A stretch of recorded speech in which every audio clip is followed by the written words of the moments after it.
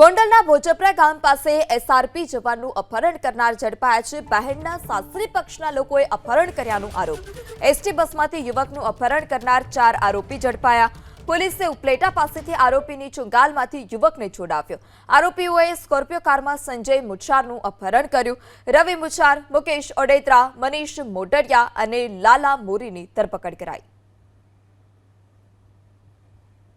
તપાસ કરતા ત્યાં આરોપીઓ અને જે છે તે મળી આવેલા, જેમાં આરોપીઓ રવિભાઈ ઈશાભાઈ મુછાર રે પોરબંદર, મુકેશભાઈ રામભાઈ ઓડેદરા રે પોરબંદર, મનીષભાઈ અર્જુનભાઈ મોઢવાડિયા મેર રે પોરબંદર, લાલાભાઈ બધાભાઈ મોરી રબારી રે જામજોધપુર વાળાઓને એક સ્કોર્પિયો ગાડી કિંમત રૂપિયા 10 લાખ, મોબાઈલ નંગ 1,15,000, ટોટલ મુદ્દામાલ 1,11,15,000 સાથે ધરપકડ કરવામાં આવેલી છે।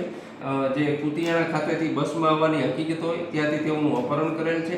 આમ ટૂંકા ગાળામાં આ આરોપીઓ તેમજ જે સંજયભાઈ છે તેને એમકેમ છોડાવેલ છે અને આરોપીઓની આગળની પૂછપરછ ચાલુ છે।